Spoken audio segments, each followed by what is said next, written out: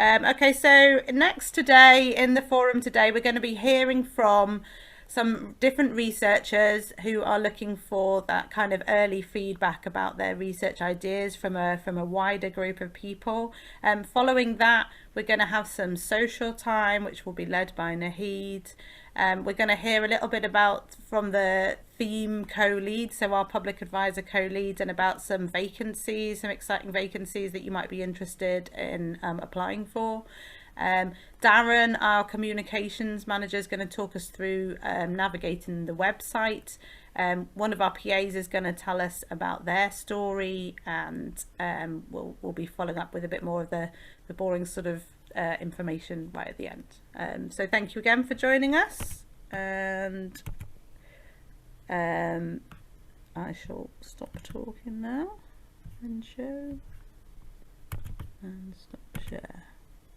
Fantastic, thank you. So I think, Ruth, is it right if I have a look at the agenda? The first person up is Professor Francis McClone from Liverpool John Moores University. Yeah, that's correct. I'll just make Francis pin him to the screen so you can hear from him and see him. Welcome, Francis. Welcome, everybody. Let me just get my...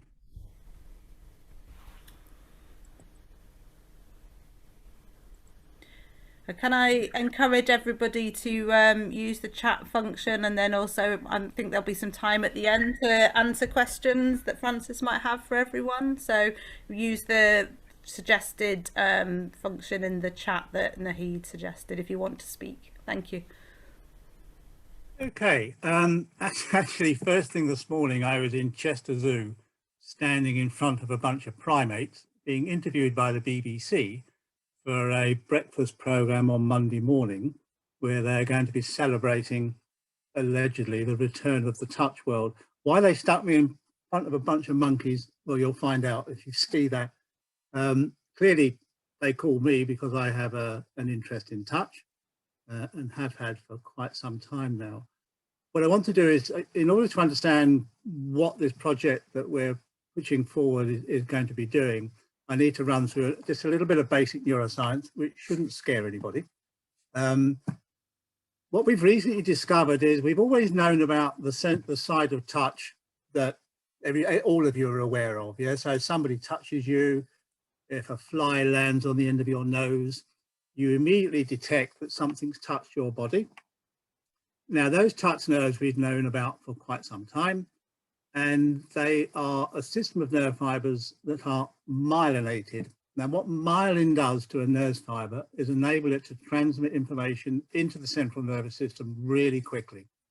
So if someone touches you anywhere, you feel it instantaneously, because that mechanical stimulus gets into your brain in a matter of tens of milliseconds.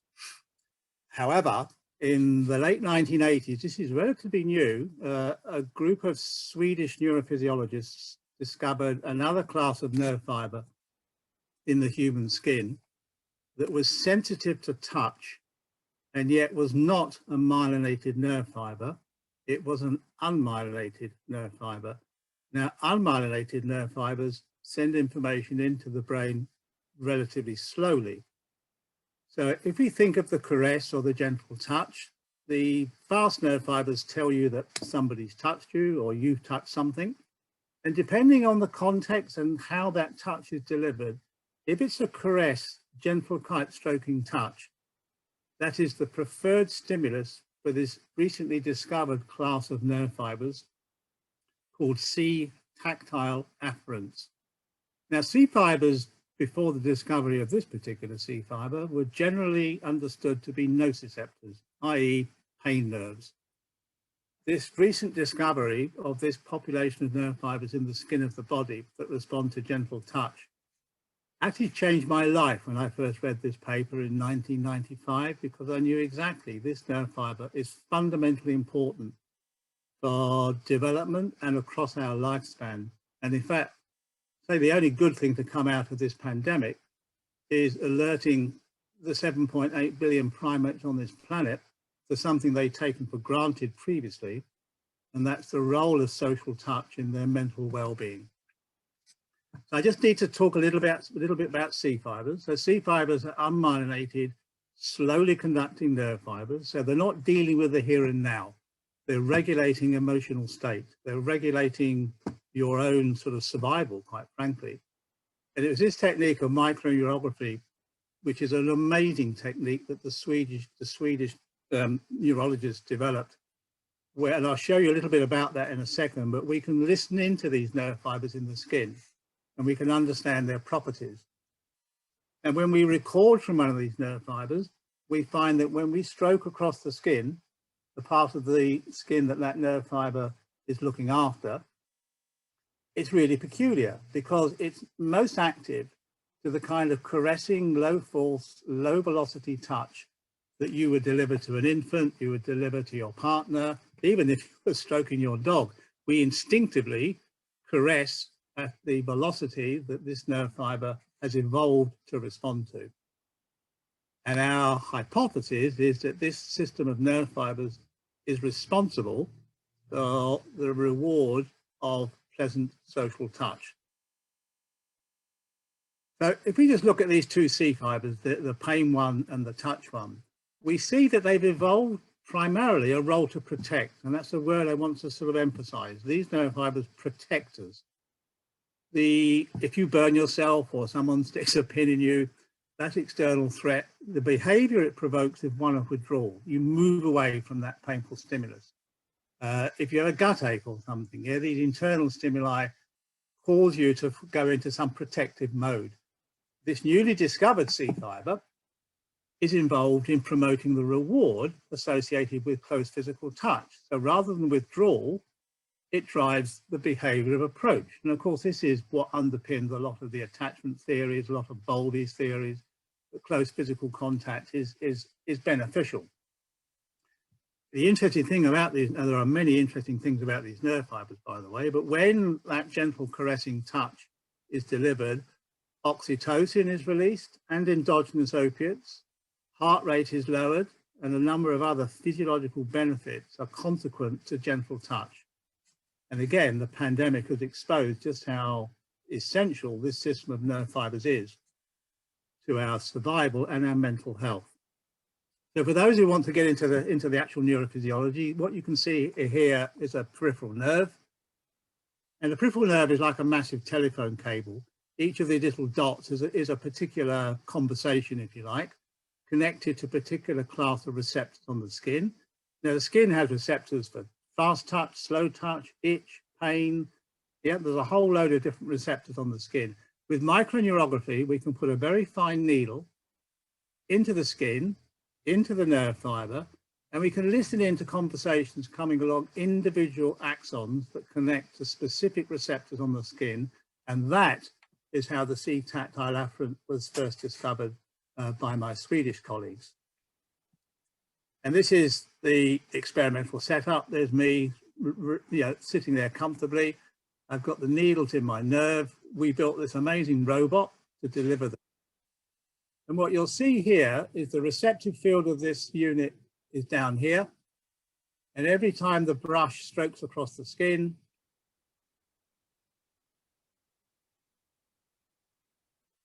we see the nerve firing. Now that is the signal that goes to the brain that tells you you've been touched, and that is the signal that enabled us to characterize this nerve fiber. I won't go into that.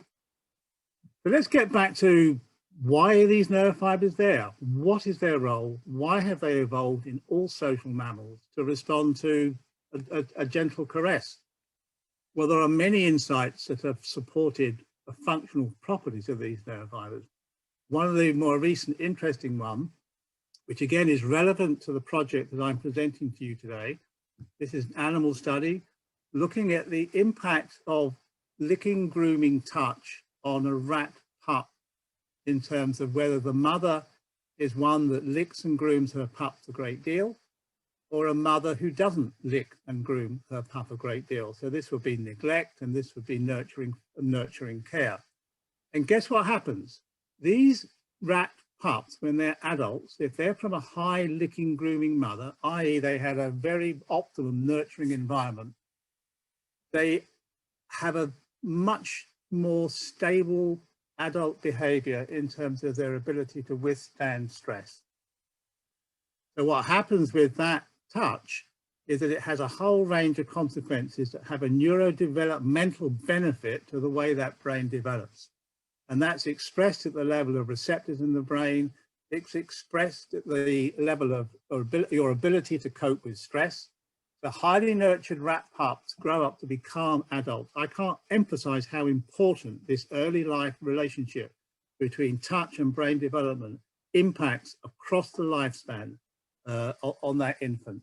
And this is all neurobiology. Yeah, there's no psychology here. This is all predicated on the properties of a nerve fiber that's evolved to promote the reward associated with close physical touch. So obviously what we're leading up to now is the low licking grooming rat mother, and also the consequences of a lack of touch in early life.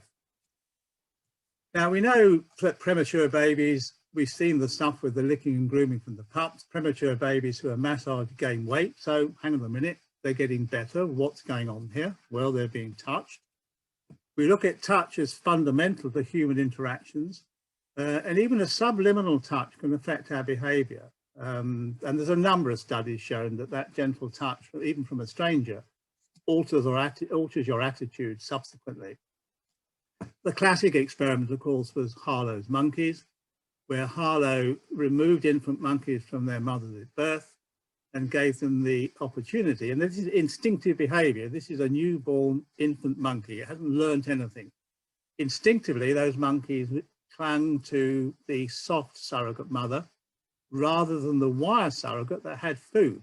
And where that monkey should have been was hanging onto the fuel pump so it could drink and drink and drink, because the developing brain is incredibly hungry for resource. But no, they spend most of their time on the soft cloth surrogate. Now, Harlow knew nothing about this nerve fiber. And if you know nothing about the neurobiology, you're in danger of making up stories that don't relate to reality. And this, I'm afraid, is where a lot of the attachment stuff came from. This monkey instinctively, because of this nerve fiber, promoting the reward of close physical soft touch, went to the cloth surrogate monkey. It was instinctive, innate behavior. Building up to this project, we have looked at the relationship between the stroking and the impact on the baby's physiology in terms of its autonomic nervous system, heart rate, breathing rate, etc. And we find that when a mother strokes her baby, we're making a measure here of something called respiratory sinus arrhythmia. In any case, it's a beneficial response to heart rate variability. A mother that's stroking her infant, we get an increase in this measure, indicating that that stroking touch is having a positive effect on the physiology of that infant. Interestingly enough, when the touch is stopped, i.e. when mothers stop stroking the baby, that measure of benefit keeps on rising. And we know, of course, that there's been anecdotal instances, many of them, where physical care, i.e. kangaroo care of newborn infants and preterm infants, has a significant impact on their survival. And again, if nobody knew about the mechanism, they'd make up some kind of story as to why that was the case. The case is, this nerve fiber is responsible for promoting these benefits. I don't want to dwell on this, but one of my real interests is in neurodevelopmental disorders. And guess what? 25% of preterm infants develop autism. And the one thing that those babies don't get when they're placed in the incubator is touch. If we put touch back, if we enable that environment that the baby's lifted from in the womb, where it's gently massaged by the amniotic fluid, we have little hairs covering the baby called lanugo hairs. All of these are massaging the infant's skin. And that information is socializing that developing brain in utero. If that baby is removed, obviously for survival reasons, preterm and placed in an incubator, all the emphasis from the neonatologist is to keeping the gas levels going, temperatures going, feeding. Nobody has woken up, or little people, very few have woken up to the fact that that tactile environment that the baby has been lifted from is no longer there, and there are negative consequences. Most preterm infants will have some cognitive deficits across their lifespan. It may not be profound, but it's likely to be there. the very preterms, as I've suggested, 25% will become autistic. We know how to measure the consequences. This is called epigenetics, and epigenetics is the gene by environment influence that we saw with the licking and grooming of the rat pups. We can see brain-derived consequences to being stroked at the level of the expression of receptors like serotonin, like glucocorticoids. These are the systems that regulate stress. They're measurable in the brain. So an interesting development, which is also part of this proposal, is that we looked at the consequence in a study in Italy as a precursor to what I'm planning to do, hopefully soon, is just stroking preterm infants at the preferred velocity of a C-tactile afferent. And we looked at a number of indices of benefit, parasympathetic benefit, blood oxygenation level, heart rate, etc. That touch in an acute stage had a beneficial impact on that preterm infant's behavior. And another really interesting consequence of that gentle stroking touch was a study I did with the pediatric neuroimaging group at Oxford University, where a heel lance, when you give a heel lance to a baby to take blood, there's a reflex withdrawal of the leg. And the Oxford group had developed a way of measuring an electrical signal from the brain of that baby in response to that painful heel lance. Now, I convinced them, this took 2 years, this study, I convinced them to stroke the leg of the baby at the CT preferred velocity prior to the heel lance. And guess what happened? The CT optimal touch reduced that pain response from the brain. So these two nerve fibers I introduced you to, the pain nerve and the pleasure nerve, they're talking to each other. One is modulating activity in the other.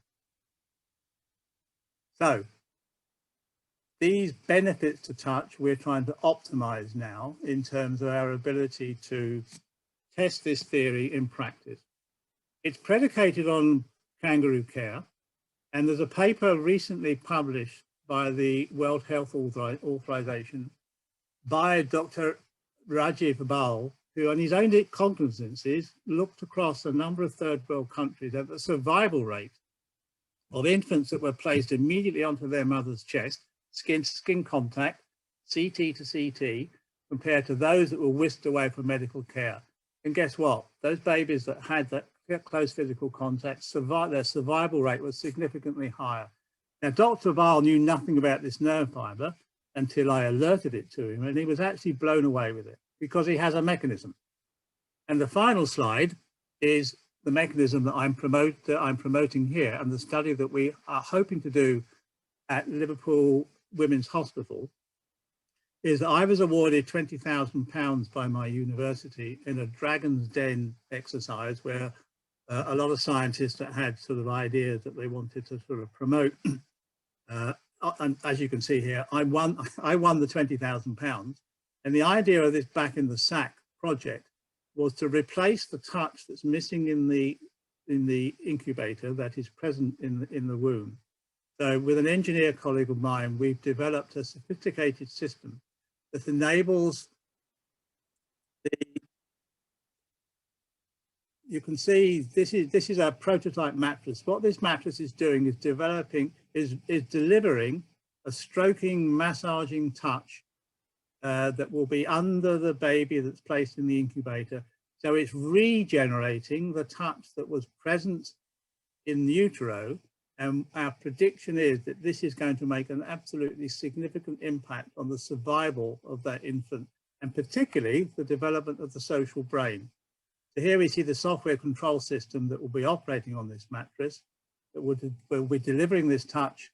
And our expectation is that this will make a significant impact to the 20 million preterm babies that are born every year.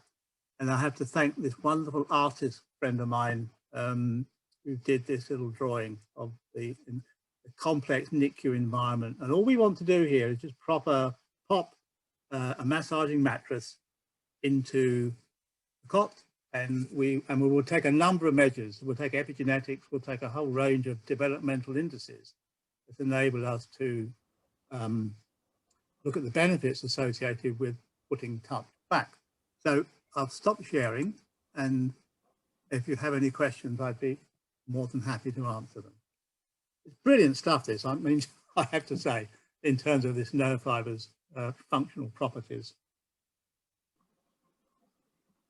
I was just going to say, Francis, that I breastfed all my children, and obviously they touched quite a lot. I touched them, and even though they're grown adults now, there's one particular touch, which is when they, as they were being breastfed, they used to stroke my neck, and even though they're in adulthood, they still do that occasionally when they come and see me. From the youngest to the eldest, and they feel like they get comfort out of that, and it takes them back, even though possibly they have no memory of it, but the feeling of that takes them back to when they were newborn to. In the animal literature, that's called imprinting. You've imprinted your babies with. It's there for their lifespan. Yeah. I mean, yeah. And what happens? These preterm infants or even infants are neglected. The Romanian orphanage babies are the classic example. When they were discovered in the mid-1990s, thousands and thousands of babies in these orphanages, none of them was touched. All of them had severe neurobehavioral disorders. When they were placed into foster care, that legacy was there for the rest of their lives, I'm afraid. But the earlier they were put into foster care, the earlier many of their behaviors began to improve. But never totally. The point I want to make really strongly here is the brain develops through critical periods. These critical periods are beginning in utero, and they also continue primarily through the first 2 years of life. If something's missing at a particular critical period, then that brain is going to carry on developing with a missing link. So these early interventions are absolutely fundamental to putting back on the rails the developing social brain.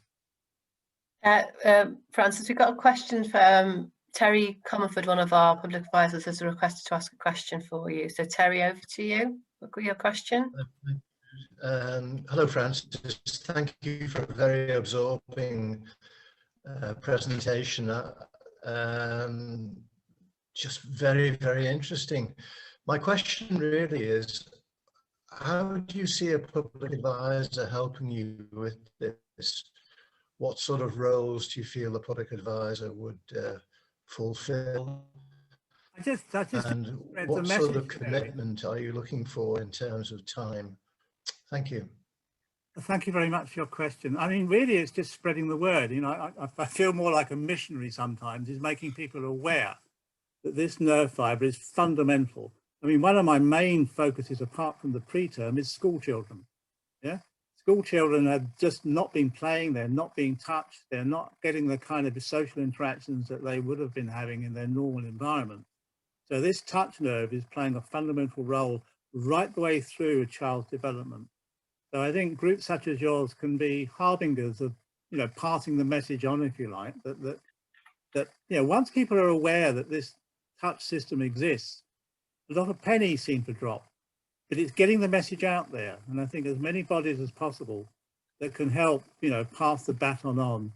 I'd be really obliged, Terry, if these things can become, part of your sort of your discourse in terms of, this is applied research. Yeah, this is right in with your remit. Yeah, we've done 20 years of ball-achingly difficult neuroscience, characterizing the functional properties of this nerve fiber with the most extreme complex procedures. We're now at a stage where we can take theory and put it into practice. So as you are looking at applied research, I think it's a good home for you now. I think we're ready to get this system out there. But I can't wait. I just want to stick this thing in a mattress. But I don't want to be rude about the NHS bureaucracy, but doing anything with that organisation is a little bit difficult. Which is why There are quite a few questions coming through, so I don't know, Naheed, how you want to manage this. Hillary's asked a question, Lynn wants to ask a question, I think Shema does as well. So I know I'm conscious of time, how would you want to do this? Can I just quickly, Naheed, sorry, just touching on Terry's question, I would just want the question to go out to our public members and say, how would they then see themselves as public members influencing or involving in this project? Maybe this is some thought that you could share with Francis. People could always pass their ideas through to me, and I can pass them on to Francis if that would be helpful.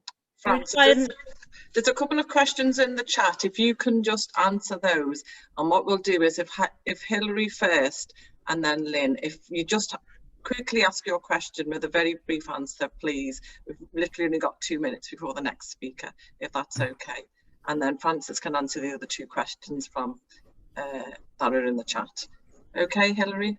Thank you. Yeah, this is very anecdotal, but I've always said that my husband and one of my sons in particular have a healing touch. So, for example, if I'd get a really bad headache, if my son David was there, I'd get him to stroke my head and it would go away. Same with my husband. And I suspect from what you've been talking about, this is the gentle touch thing, replacing the pain one because of the velocity at which they stroke. Would that be, does that fit?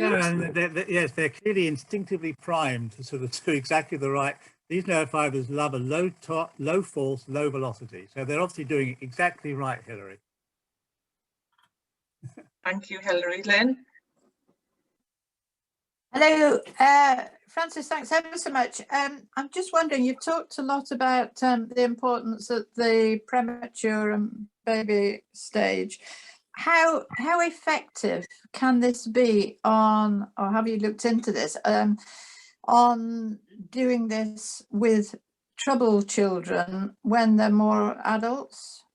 No, is it too late to start at that point? Well, I mean, the part about critical periods, I think, is relevant. But I think at any stage in the lifespan, having this kind of peer, we've got this wonderful lady, Jean Barlow, who for 20 odd years now has been introducing peer-to-peer touch into classrooms, where one child will basically just stroke the back of another. She, like Harlow, she knew nothing about this nerve fiber, but every teacher that's been exposed to peer-to-peer touch, these kids just chill out. Yeah, they just relax. They're calmer. They're less stressed, etc. So this peer touch, I think, is there across the lifespan. And yes, my answer to your question is, yeah, try it. There's nothing to lose, because it releases oxytocin, it releases endogenous opiates. It does a lot of good things to that brain, and that will affect that child's behaviour, no doubt. Thank you for that, Francis. So it's never too late. That's good. No, absolutely not. Thank you. Okay, Francis, if you can just check the chat, and there's a couple of questions there, if you could please answer them. If we can go over back to our next speaker, it is Helen. Helen, are you there? Yes, I am. So thank you. I'll much. try and share my screen now.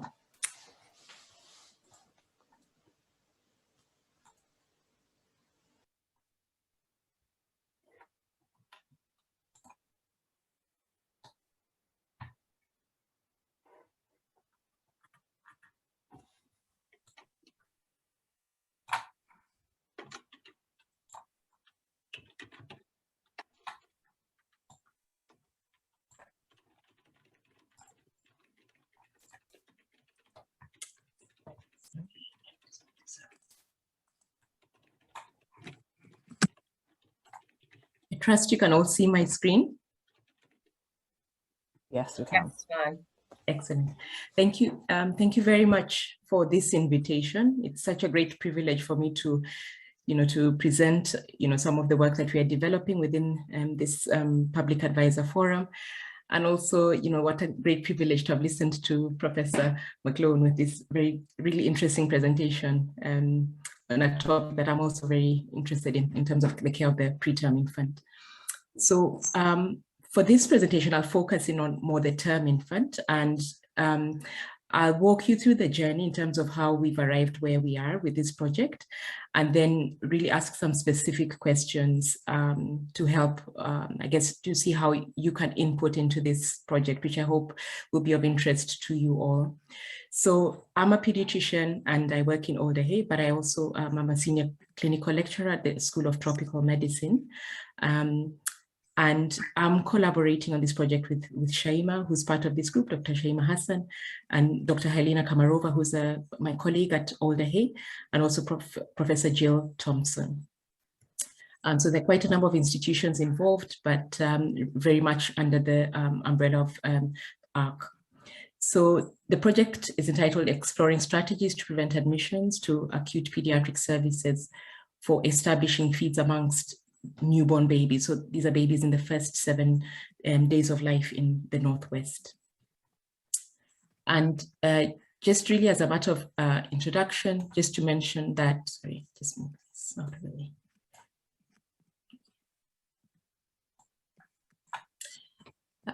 That breastfeeding, when you look at it on a global, in the global context, breastfeeding is viewed as the backbone of child health because there's so many benefits, which many of you will have heard about, for reducing child deaths, but also improving outcomes. So in the immediate term, obviously there's the reduction globally, there's a significant reduction in deaths, but more so in the UK, when you look at what's happening in infants who are breastfed, they're less likely to be admitted with severe chest infections, severe diarrhea and things like that. So there are multiple benefits, but in addition to that, there are also benefits to the mother.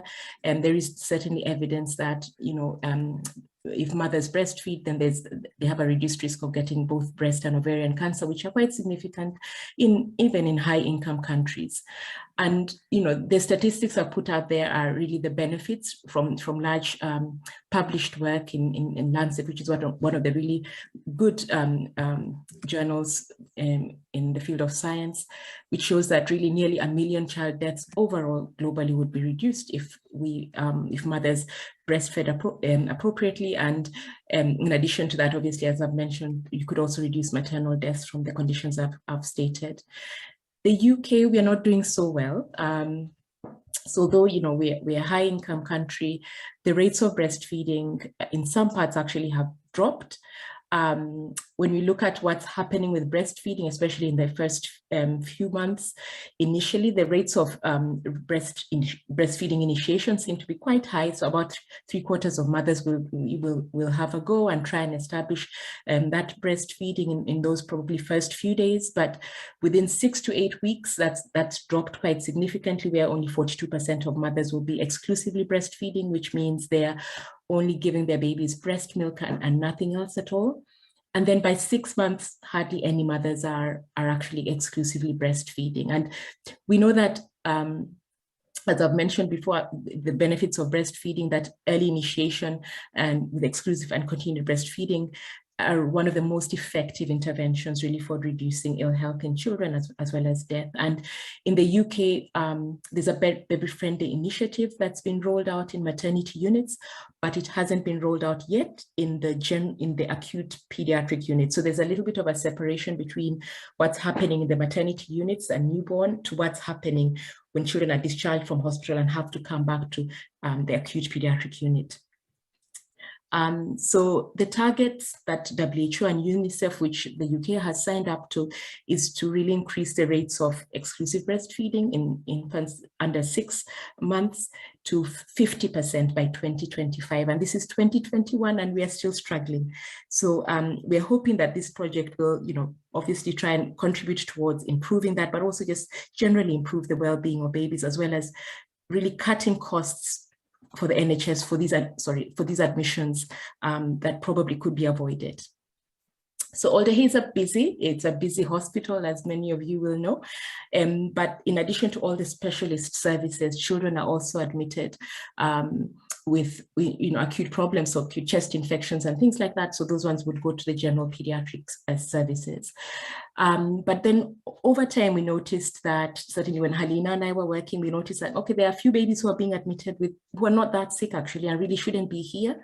So we did a series of audits in both 2019 and 2020. So during COVID and pre-COVID, to look to see how many of these babies are actually being admitted to hospital. Are they a large proportion? And if they were insignificant, then we were just going to sit back and say, no, let's carry on. But actually what we found, as I'll share with you, was that there were quite a significant proportion of these babies really didn't have anything else wrong apart from wanting, moms were struggling to establish feeding. And this really is risky because obviously in the hospital, there are quite a number of infections, some of them life-threatening that these babies could be exposed to, but also there's a negative impact on both mother, the newborn baby, but also the bonding between the baby and the rest of the family.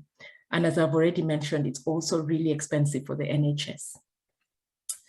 So the first audit, which was done, again, this was very collaborative work that was done with Dr. Helena Kamarova and her team of junior doctors. And the key findings from this audit were, overall, there were 93 babies who were admitted over a 6-month period in 2019. So it was between March and September 2019 with feeding problems. And of those, a third of them, so 30 of them, really did not have any other problems at all. So they really did not need to be in hospital. And when we tried to describe these babies to see whether, okay, they may be preterm babies and therefore needing more support, no, these were actually term babies who would have been discharged from the maternity units probably quite within a day or two of birth. And when we looked at their mode of feeding, nearly half of them were actually bottle feeding, just about a third were breastfeeding, and the rest were mixed feeding, which means they were having both breast and formula feed. And we tried with the 93 to map out where these babies were coming from. And as you can see, it wasn't very meaningful, but we did try. It's really, this is just to show that they were spread out from various parts of the city. So we couldn't really map it out, adequately enough to see, okay, whether we could link it to the services or lack of services in the various parts of the city. So we went on to repeat it during the period of COVID, when obviously there were many changes in terms of what was available in the community. And then, although the numbers were smaller, so in the over the 6-month period, we had 54 babies who were admitted. The numbers we expected to be lower because we really had fewer admissions coming in. But the significant thing about what happened last year was that nearly 3/4 of babies who were admitted overall by the community midwives came in because of feeding problems. And as you can see, the proportion who actually just had feeding problems with nothing else at all increased. So about half of those had no other problems at all apart from feeding. And again, we looked at them this time in terms of gestation. Again, very interested to see whether they were preterms, but as you can see, most of these were term babies, so will not have been admitted to the neonatal unit. They were just babies who were born and sent home from the maternity units. And in 2020, the team decided to look a little bit more into, okay, so what happened with regard to feeding? And as you can see, on the left side, these are just graphs really showing the patterns of feeding. And you can see that for babies who came in breastfed, so if 29 came in breastfed, you can see a smaller number actually left exclusively breastfeeding. What we felt was happening was that once they came in, because of the pressures of what happens in the acute service, we don't really have enough support and staff to support mothers to, establish breastfeeding. The kind of like the quick way to deal with these babies was to encourage mothers to bottle feed. So as you can see, those who came in, the number of mixed feeding, that means they may have come in breastfeeding, they went with formula feeds, and the number of babies who had moved away from breastfeeding to formula actually went up as well. So that was a bit worrying. So I guess really from this audit, we knew that, okay, there is a problem. We have a number of babies who are coming in who really do not need to be in hospital. And as I've already said, the risks are quite high, both for the family, but also for, for the NHS in terms of costs. And so we really wanted to explore in greater detail what strategies we can use to really try and prevent these admissions. But we really didn't have a clear idea from this audit what the journey was for these mothers, right from the antenatal period through to the time they were discharged from maternity units into the community. So we therefore embarked on, designing this project, which, we're really keen for your input on. And the first one is really that the audit that we've done really shows information from only one hospital. And, there are various hospitals in the region, and we are really keen to see whether the same patterns are happening in other hospitals, because we want to ensure that whatever intervention we put in place, it's a strategy that will also impact other units. And so over the past few months, I've been presenting this information to a number of healthcare provider groups within the region, particularly those involved in infant feeding. And we've been able to get some really meaningful feedback. There's certainly a lot going on in the region in terms of trying to provide more support for mothers. but it's very variable. So we are hoping that with an audit across, hospitals in the region, we'll be able to understand better who is referring these babies in and why are they being referred in, and when we say who is being referred. So we really want to look at, okay, are there certain groups that are more likely to be referred than others? And if so, we want to understand so that we can provide more targeted support and interventions. And we also want to know what happened in terms of infant feeding. Did these babies end up being breastfed, or did they completely go on to formula feeds, or what actually happened? And so in addition to that audit that we plan to do, we would also like to hear the voices of mothers. So we would like to do interviews and focus group discussions with a selection of mothers from diverse groups within the region. And really it's to map out that journey, as I mentioned, right from the antenatal period, right through to the point where they've been discharged back into the community with their babies, really to try and identify where the gaps are. So that's the phase one. That's what we plan to do, just really to gather information. And based on that information that we gather, we would really like to partner with stakeholders, including, public advisors such as yourselves, to really co-design strategies to try and, prevent these admissions for these newborn babies who shouldn't really be in that type of environment, especially in those first few days of life, which are really critical for establishing feeding. So that was really just a brief presentation of the project that we are proposing. So I had a number of questions, or we had a number of questions that we had, put together for you. And we are really keen, I guess, to hear from you what you think about the study approach and, where the gaps are, where you see the gaps are and how we can improve it.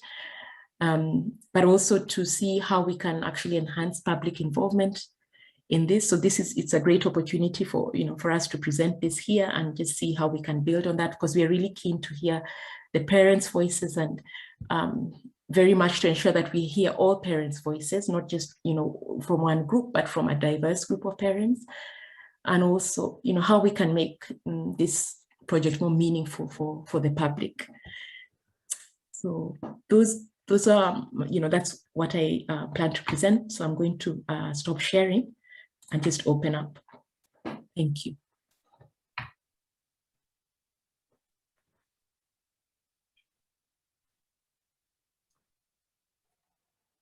Thanks, Helen. That was really interesting. I wondered what you thought about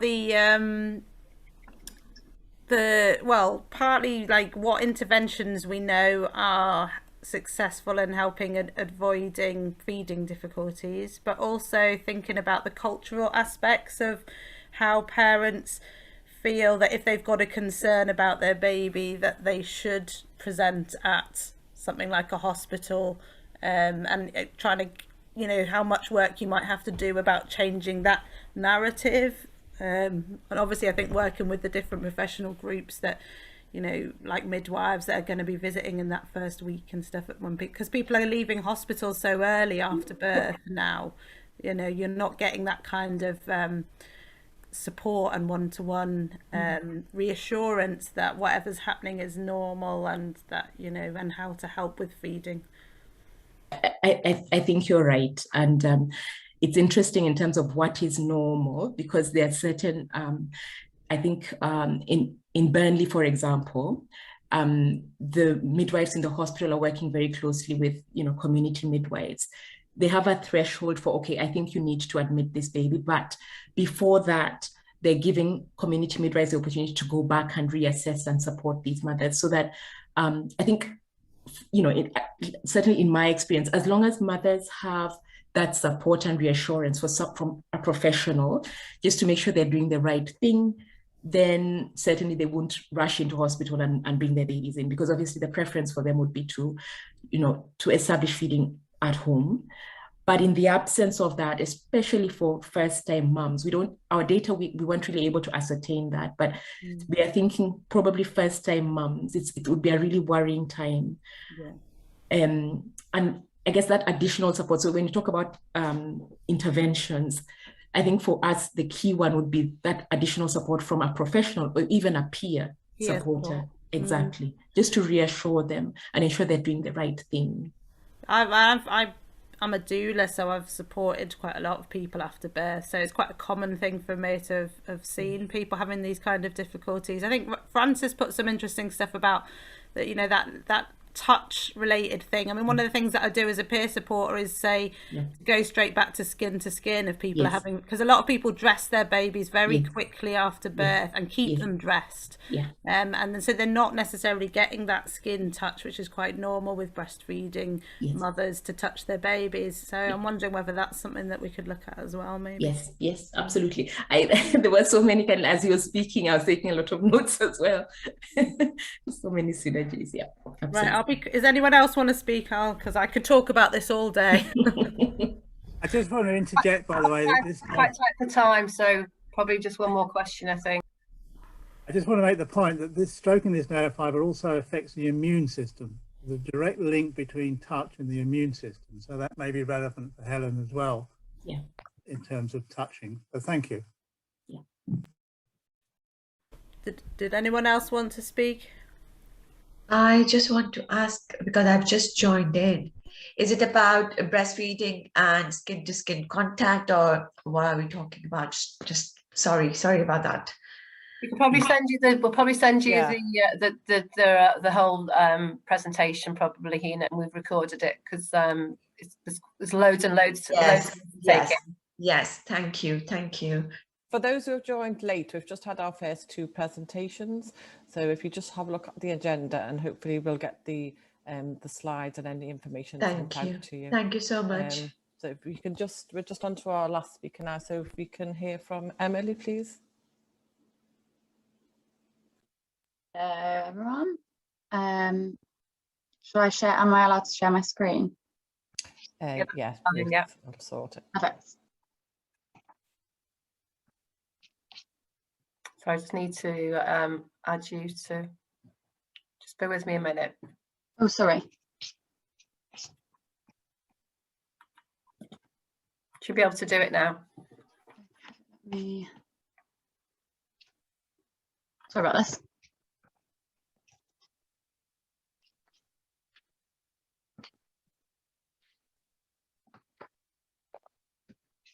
There we go, got it. Can everyone see that? Is that all okay? Yeah, we can see that.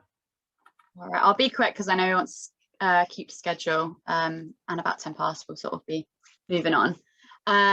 So I was here not long ago presenting about what I'm doing for 3 years, and got so much feedback from you guys, and it was really, really useful in the development of my survey.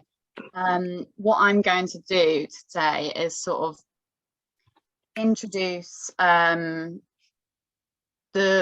sort of study again, and sort of ask a few questions at the end, but also ask for you guys to help me along with getting participants, essentially.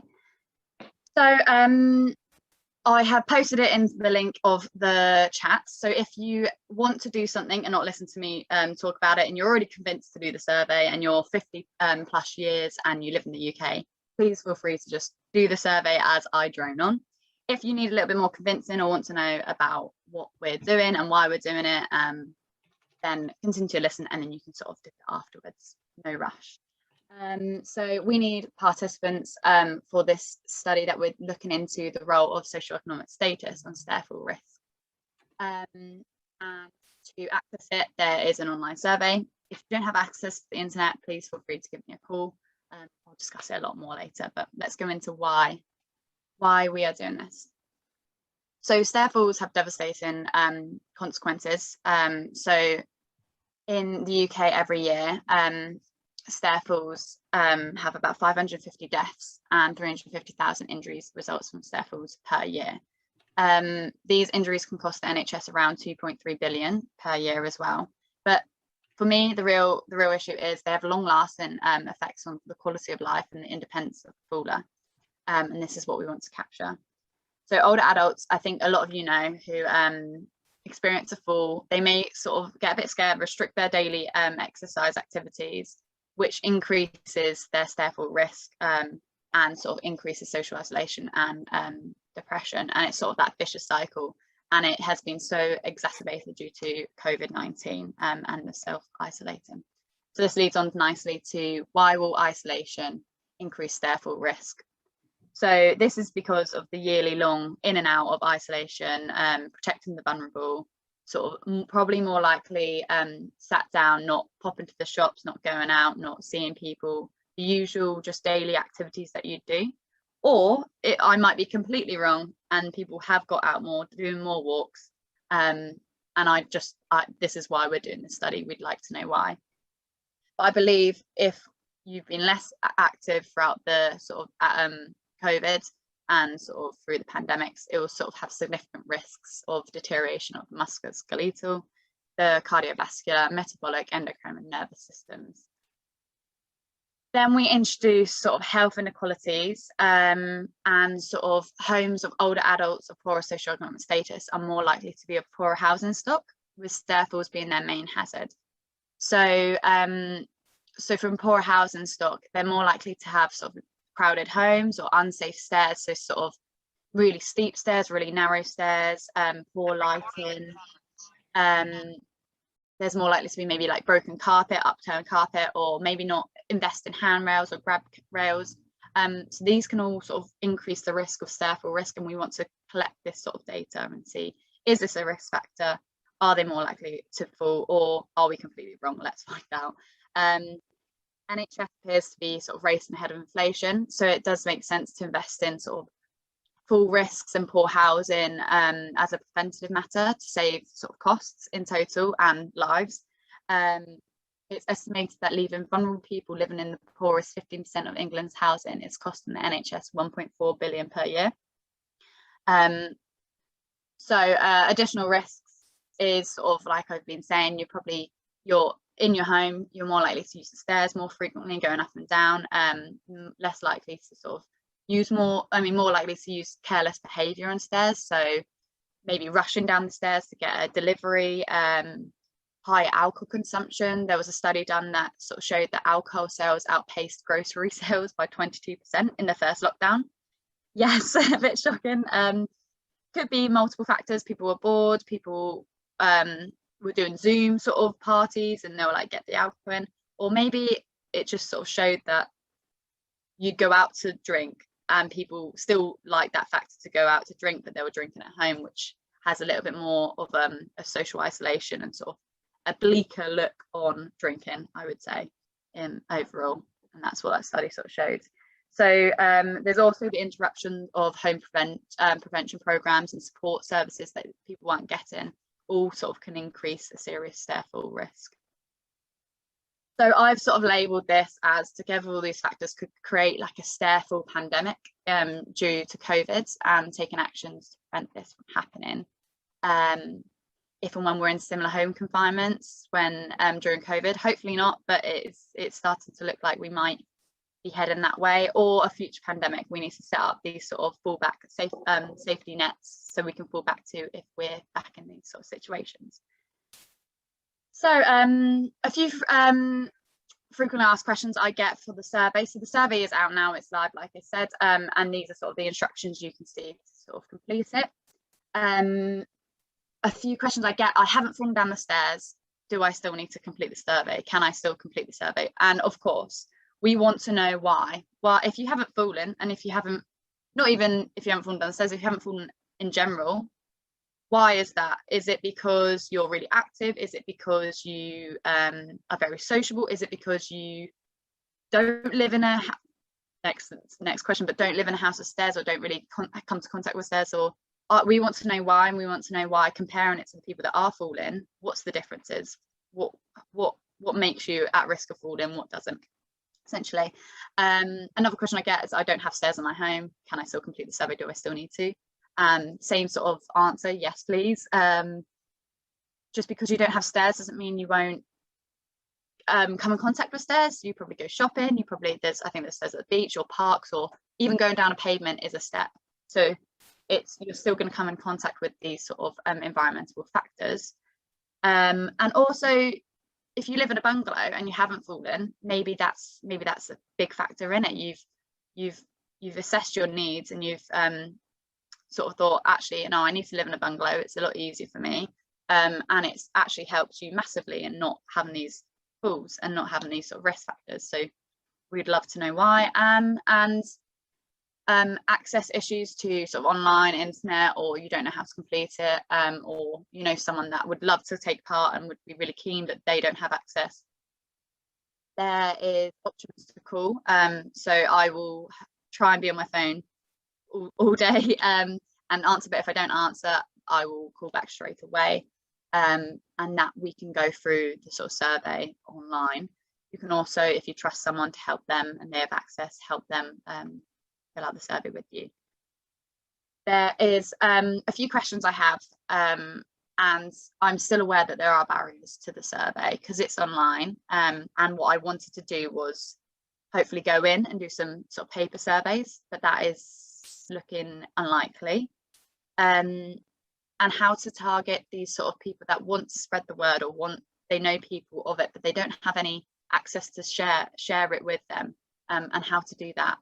There's a few sort of ideas I'm having, maybe like a business card with like my number, or like the thing, and people can, but that only reaches people in my circle. So if anyone has any sort of advice on that, if how I can reach these sort of different socioeconomic backgrounds and really get an all-round research rather than the people that are able and got access, and yeah, so that's my main question, I would say, and it's a tough one, and I'm looking into it and I'm constantly trying to adapt and get to these sort of different areas. But if you guys have any knowledge on that'd be amazing.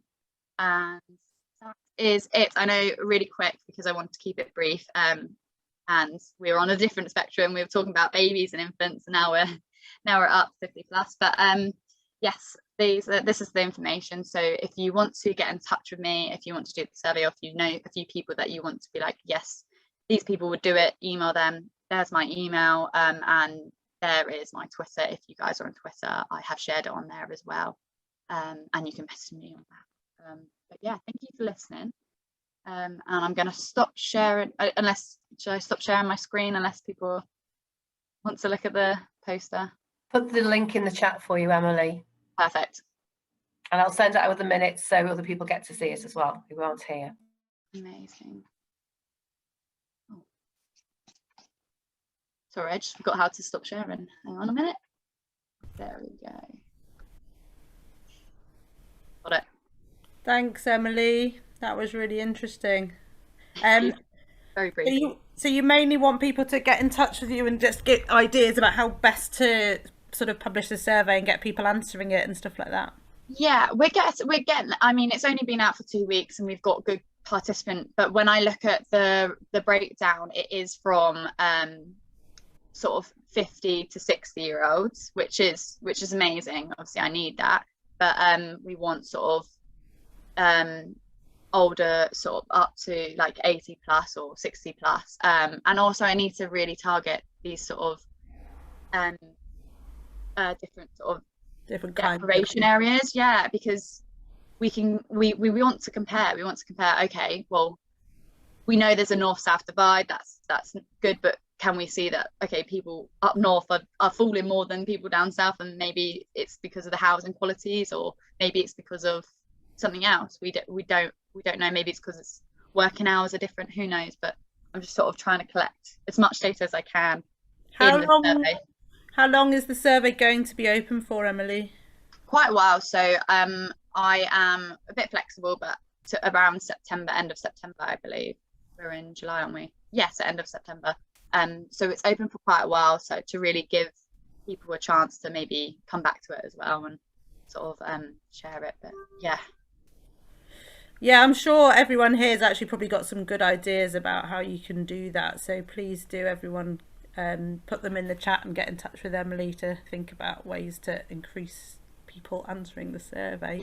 Was there anyone that wanted to say anything quick, or do we need to move on, Naheed?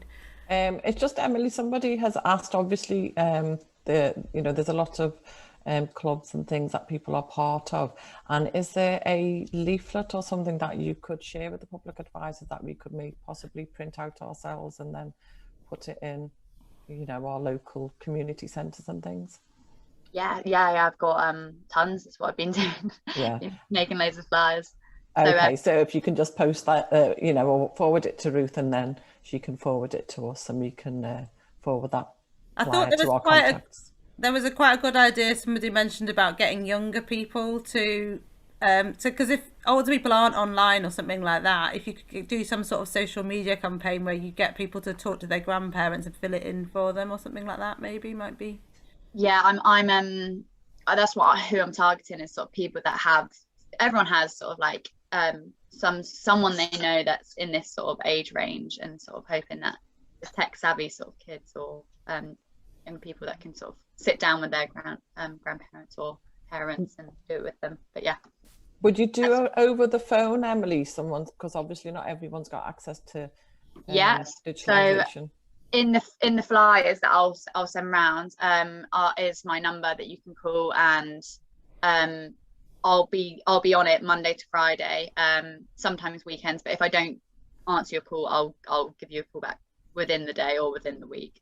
I'm pretty on it, and I will be, if people know that people will be happy to be contacted, I will be doing that soon, is picking up my phone and sort of starting to call people and asking if they want to be involved. But obviously there is no pressure.